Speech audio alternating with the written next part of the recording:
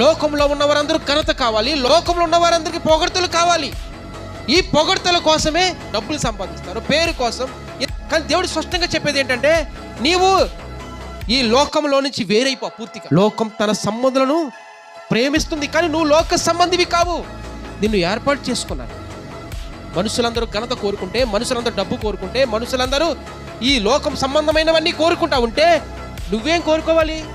ప్రభువా, నా ఇంటిలో డబ్బున్నా లేకపోయినా, నా ఒంటి మీద బంగారం ఉన్నా లేకపోయినా, నేను పెద్దిల్లు కట్టినా కట్టకపోయినా, నీ మహిముంటే చాలు ప్రభు, నీ తోడుంటే చాలయ్యా అనుకున్న వాళ్ళు ఎవరైనా ఉన్నారా? వారే క్రైస్తవులు. వారి కోసమే దేవుడు వచ్చాడు.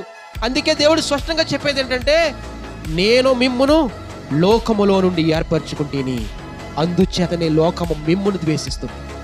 ఎవరైతే డబ్బొద్దు అంటారో, ఎవరైతే నాకు పెద్ద ఆస్తులు అక్కర్లేదు అంటారో, వారిని లోకం ద్వేషిస్తుంది. ఘనత ఇవ్వదు, గౌరవాలు ఇవ్వవు. డబ్బు లేని వారిని గౌరవిస్తారా? అదే దేవుడు చెప్తున్నాడు, నీకు ఘనత దక్కదు. అందుకే ఇదిగో, ఈ లోకంలో నువ్వు ఘనత పొందుకున్నావు అనుకో, దేవుని దగ్గర ఘనత పోగొట్టుకుంటావు. దేవుడి మాట వింటలేదని లెక్క. దేవుడు స్పష్టంగా చెప్పేది, అందుచేతనే లోకము మిమ్మల్ని ద్వేషిస్తుంది. నా ప్రభువా, ఈ లోకములో నాకు ఏ ఘనత వద్దు తండ్రి.